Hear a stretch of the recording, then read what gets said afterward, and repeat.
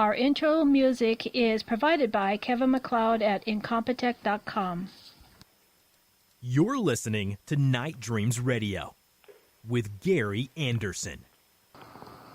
With a little imagination, you should be able to envision the torches and hear the screams that echoed through here.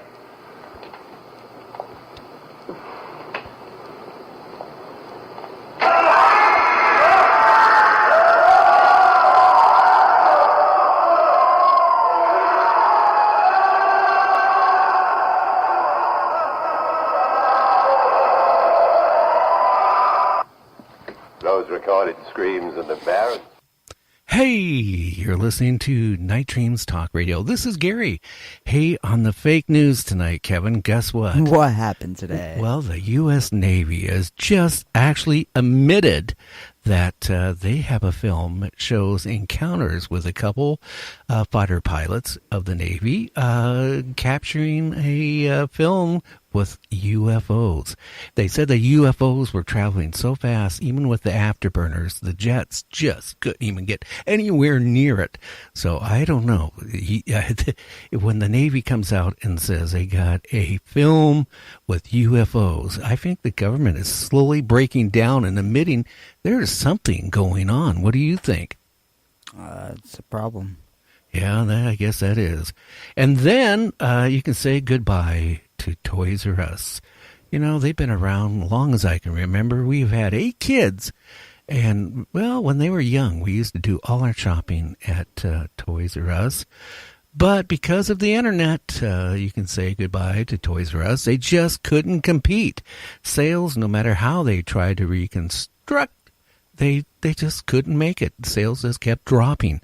Blame that on to the internet. Okay, guys, it's your fault.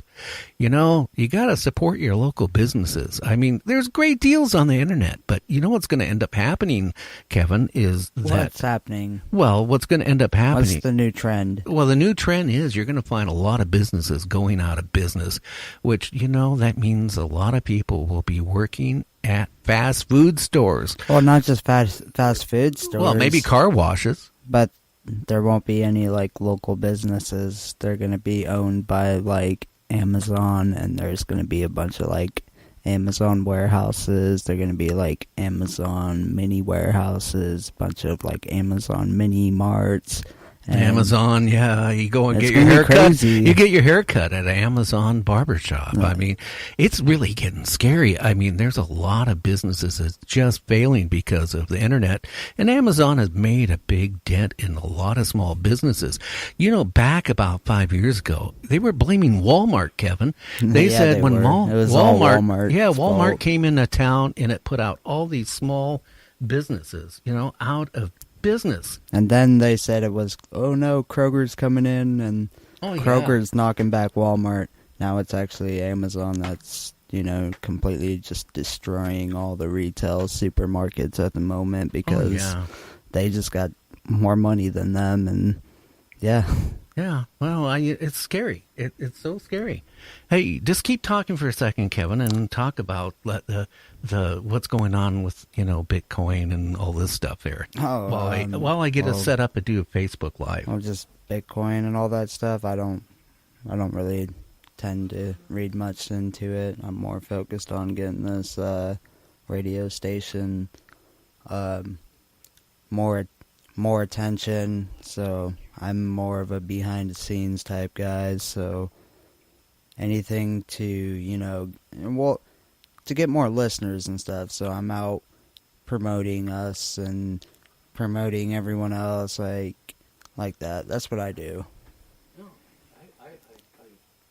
Sure hope we're broadcasting, because it says my internet is down.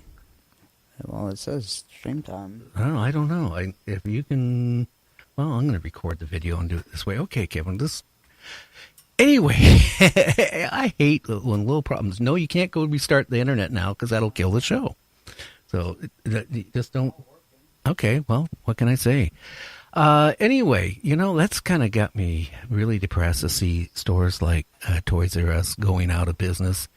I mean, you know, it's not just them. It's just like all these in mom and pop shops. You look at Kmart or the Big K and Sears and all that stuff. They're all, dying.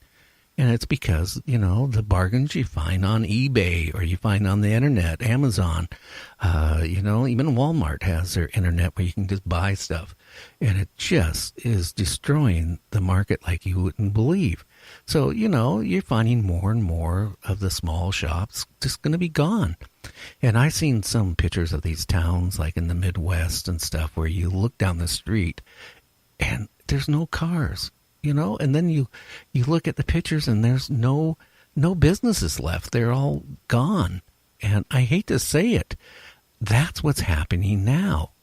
So just think about that, guys. When you sit there and save $1.49 and buy something on the internet, you're actually, putting a bullet up your butt because it's going to hurt you in the long run.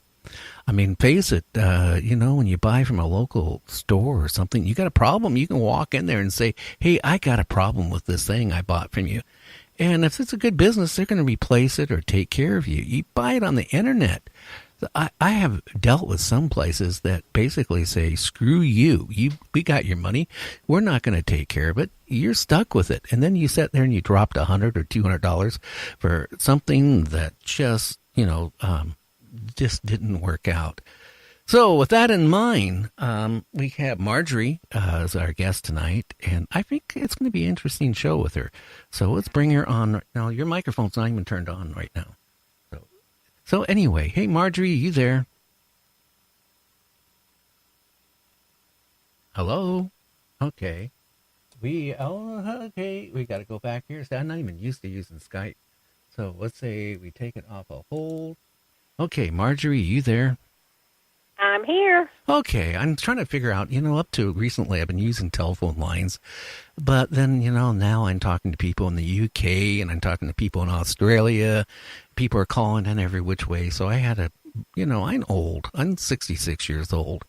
And, I used to be in broadcasting when I was young, Margary, but then when I got older, I kind of got out of it. And I'll tell you, computers just passed me by and I had to learn everything really fast when I was asked to do the show. So that's a little bit about me. Now let's find out something about you. By the way, I am looking at your book sitting here next to me, so it's really cool. Oh, great. I'm glad you got it. So what would you like to know about me? Well, I've had a very interesting life. Well, But lots of different levels. Well, you know what? I got you on the internet right now on Facebook Live, and I'm holding your book up, which is naturally going to be everything backwards, but it's a book you sent me, and it's Finding Margaret. And I want to find out what got you to write this book. And I noticed it took you, about 2 years to write it? Well, actually, the actual writing was about a year, but it took me 20 years to get around to publishing it after I initially wrote it. Uh-huh. So I wrote it, and I gave manuscript copies, just on 8.5 by 11 typed, it was printed on a, computer printer, to my children because I wrote it for them. And I had learned what I thought was very valuable lessons about life, and I wanted to share it with close friends and family, but especially my children. So I gave it to them, and my son kind of shrugged his shoulders and said, "Oh, it's interesting, Mom." And my daughter said, "Well, if you're going to write a true story about us, I've got to have my real name." And her name is... So she's the only person in the book who has the real name. Everybody else I had to fictionalize because of the complexities of the story and to protect certain identities that could never come out. Uh-huh. So, yeah, and I also noticed, too, that, it was, reviewed for a movie at one point, and it's an interesting book. So I want to get into it. We got an hour here with you, so, I'm going to pump you for as much information as I can.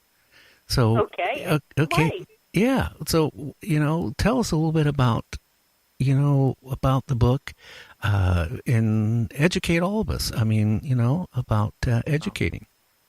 Okay. Well, it really started when I was 3 years old, when I had dreams about this little lady, and she was always chasing me. I had a very very defined description of what she looked like. And she was always chasing me. She said, please sit down. I've got something important to tell you. Please sit down. I've got something to tell you. I never knew what her name was. I just knew that she was chasing me and she wanted to tell me something. And I would never sit down with her and talk. So, but I never forgot her, which is sort of why my story about reincarnation is a little bit is unique. Most children that have dreams of a past life personality or a past life entity that they occupied for a period of time, forget it. Well, I never forgot this lady. I didn't know she was my past life. I just knew that I never forgot her.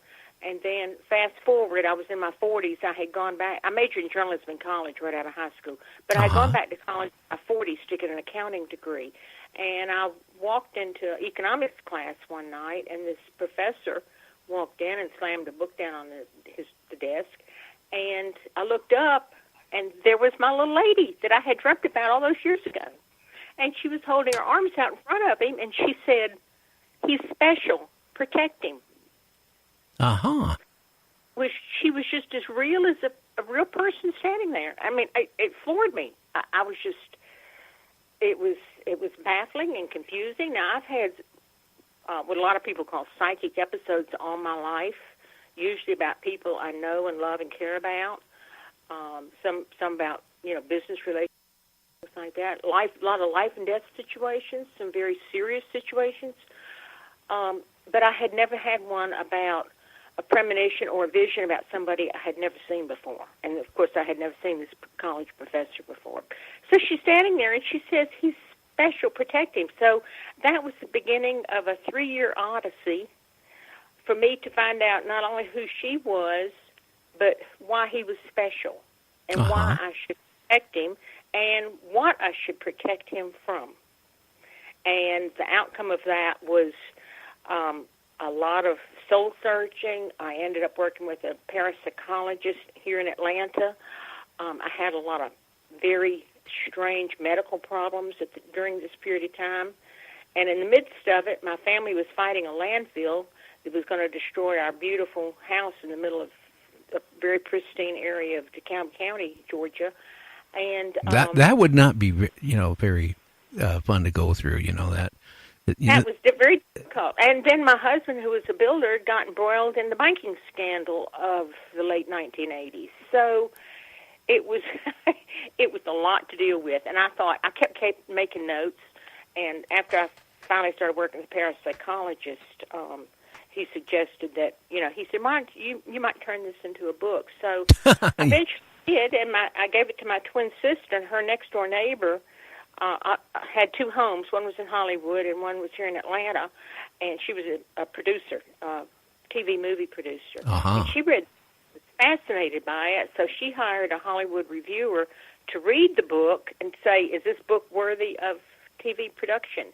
And they said, yes, definitely. It's a wonderful story, but because of all the period pieces in it, in other words, all the past life issues that they said it was going to be way too expensive to do it. Now, this was back in the late 1988 and 1990. So, of course, we've come a long way with TV production since then, with special effects and all what computers can do. Now those period pieces could be more economically produced, and I'm hoping that someday it will be a movie because I think it can help a lot of people understand what's going on in their lives. I mean, this is my story, but it's not unique.